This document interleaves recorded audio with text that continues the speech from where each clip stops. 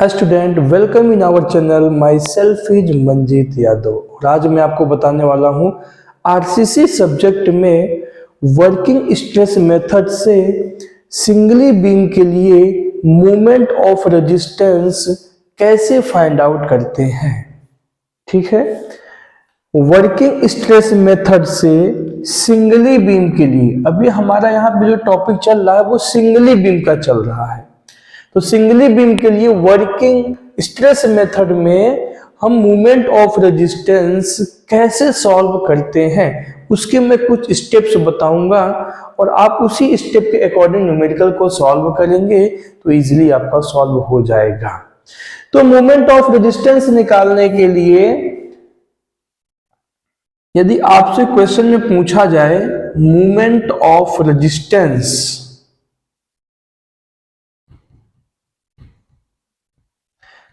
आपसे पूछा गया मोमेंट ऑफ रेजिस्टेंस, तो ऐसे क्वेश्चन में जो आपको वैल्यू दिया रहेगा, गिवन वैल्यू क्या क्या रहेगा। एक तो आपको साइज ऑफ बीम दे देगा, बी दे देगा, डी दे देगा, एरिया ऑफ स्टील दे देगा, मॉड्यूलर रेशियो एम मालूम रहेगा आपको, और इसके अलावा आपको सिग्मा सीबी और सिग्मा एसटी पता रहेगा। इतनी वैल्यू आपको क्वेश्चन में दिया जाएगा। उसके बाद आपको क्या निकालना है, moment of resistance M R is equal to question mark. तो स्टेप फर्स्ट सॉल्व करने का जो स्टेप फर्स्ट है वो क्या है, स्टेप फर्स्ट सबसे पहले आप निकालेंगे न्यूट्रल एक्सिस। न्यूट्रल एक्सिस दो टाइप का होता है, क्रिटिकल न्यूट्रल एक्सिस, एक हो जाएगा आपका क्रिटिकल न्यूट्रल एक्सिस, इसको हिंदी में बोलते हैं क्रांतिक बल शून्य रेखा। क्रांतिक बल शून्य रेखा। वो मूवमेंट ऑफ रेजिस्टेंस को क्या बोलते हैं, प्रतिरोध आघूर्ण।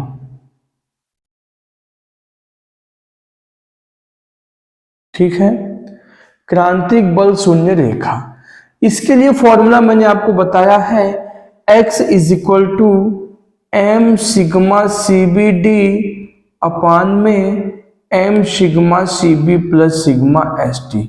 यहां पर यह बताने की आवश्यकता नहीं है कि एम सिग्मा एम क्या है, सिग्मा सीबी क्या है, सिग्मा एस टी क्या है, डी क्या है, क्योंकि ये ऑलरेडी मैं पहले प्रीवियस वीडियो में आपको बता चुका हूं। उसके बाद आप निकालेंगे सेकेंड नंबर पे एक्चुअल न्यूट्रल एक्सिस।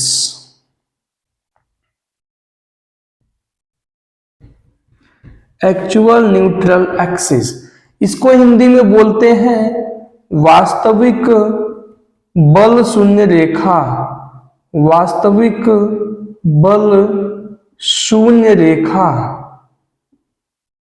ठीक है, इसका फॉर्मूला है बी एक्स स्क्वायर अपान में 2 is equal to M A S T D minus X. ठीक है, B X square upon 2 is equal to M A S T D minus X. तो देखिए यहां पर मैंने यहां से भी x का वैल्यू निकालेंगे और यहां से भी x का वैल्यू निकालेंगे। ठीक है, दोनों से x का वैल्यू निकालेंगे। मैं यहां पे लिख दे रहा हूं, यहां से जो x निकलेगा उसको xc कहते हैं, यहां से जो xa निकलेगा उसे xa कहते हैं। मैं चाहूं तो यहां xc लिख सकता हूं और इसको xa लिख सकता हूं, बट जानबूझकर मैंने नहीं लिखा। बस अपने माइंड में आप रखना कि यहां से जो x का वैल्यू निकल के आएगा वो xc यानी c से क्रिटिकल होता है, तो क्रिटिकल वाला x का वैल्यू निकल के आएगा और यहां से जो x निकल के आएगा वो एक्चुअल वाला निकल के आएगा। ऐसा इसलिए मैं करता हूं क्योंकि आगे मूवमेंट ऑफ रेजिस्टेंस में x यूज किया गया है, वहां पर xc और xa मैंने अलग अलग नहीं दिखाया है। तो कभी कभी क्या होता है कि वहां पर xa का वैल्यू यूज होता है और कभी कभी xc का वैल्यू यूज हो जाता है, इसलिए आप लोग को कंफ्यूजन हो सकता है, इसलिए मैंने इसको इस तरीके से लिखा हुआ है।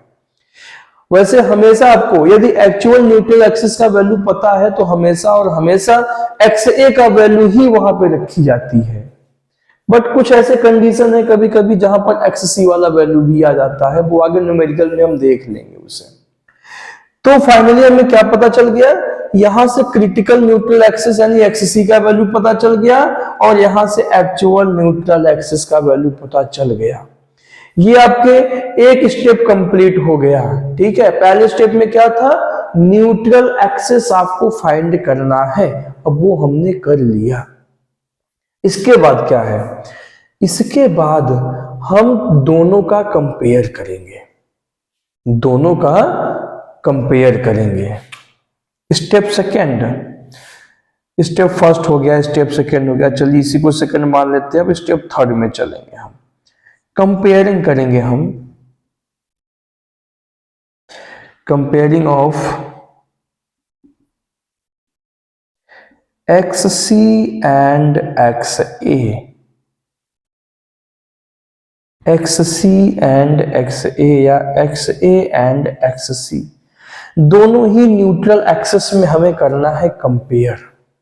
ठीक है, क्यों कंपेयर करना है, क्योंकि हमें निकालना है मोमेंट ऑफ रेजिस्टेंस, और मोमेंट ऑफ रेजिस्टेंस के दो फॉर्मूले हैं, मोमेंट ऑफ रेजिस्टेंस के दो फॉर्मूले हैं।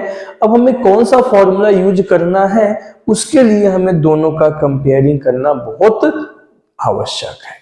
जब तक हम कंपेयर नहीं कर पाएंगे तब तक हम ये नहीं डिसाइड कर सकते कि यहां पर कौन सा फॉर्मूला हमें यूज करना है।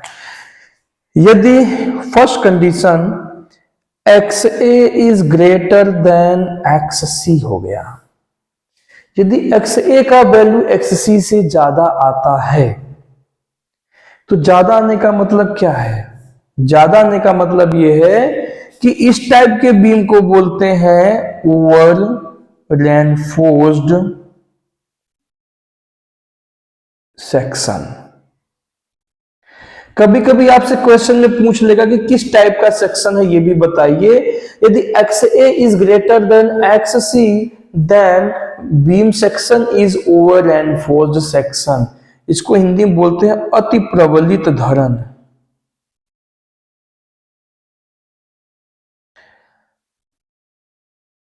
ठीक है, अति प्रबलित का मतलब होता है कि यहां पर स्टील का जो एरिया है वो काफी है, यानी कि स्टील की वजह से बीम आपका फेल होने वाला नहीं है।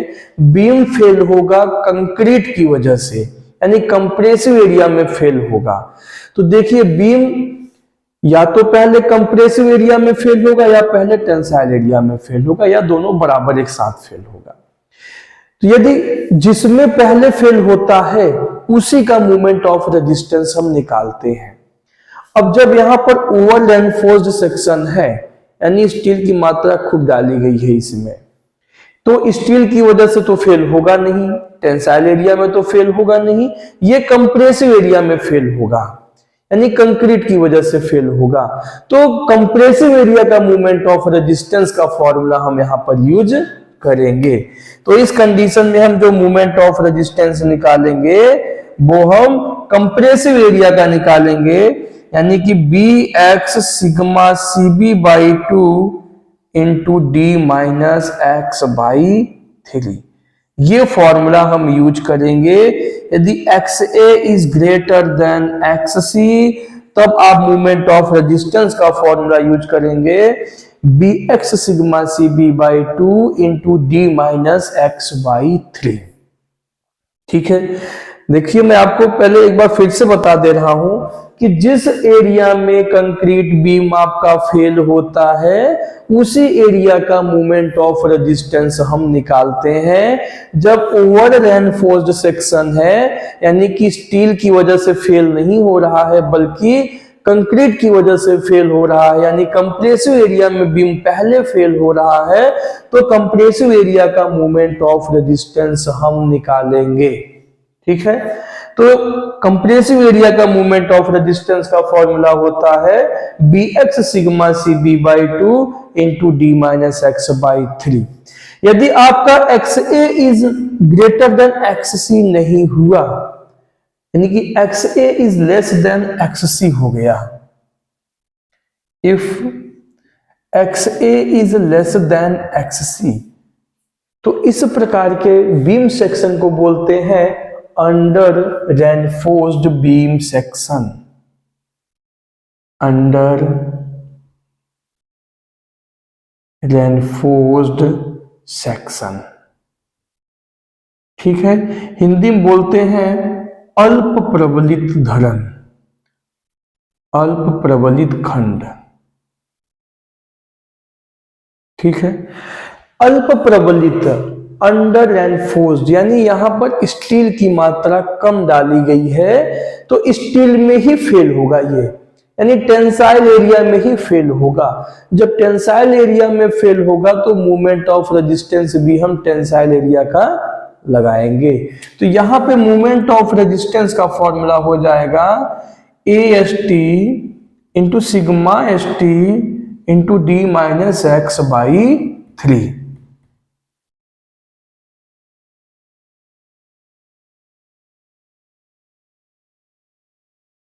ये चीज है, ठीक है। अब तीसरा कंडीशन आता है कि यदि XA equal to XC, if XA equal to XC, यानी कि ये इस टाइप के बीम को बोलते हैं balance beam, balanced beam, balanced section beam, संतुलित खंड धरण बोलते हैं इसको। इस केस में आप कोई भी फॉर्मूला लगा सकते हैं, दोनों ही फॉर्मूला आप लगा सकते हैं।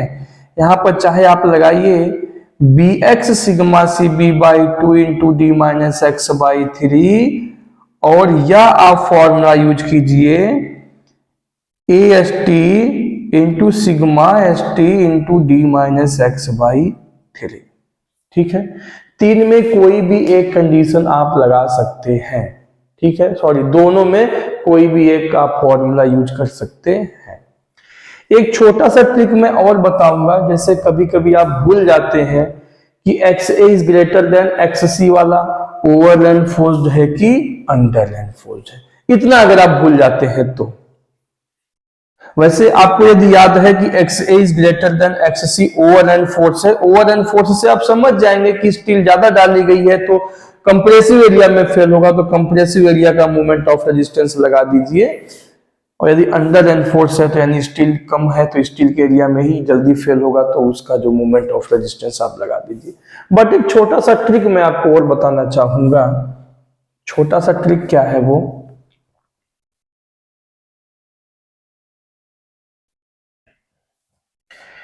छोटा सा ट्रिक ये है आपका, लेस टी मोर कॉफी।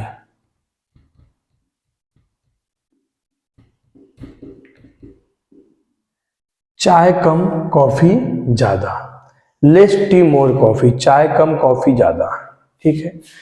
इसको XA को लेके फॉर्मूला बनाया गया है। ये देखिए XA का मान यदि लेस, लेस माने होता है कम, लेस माने क्या होता है कम।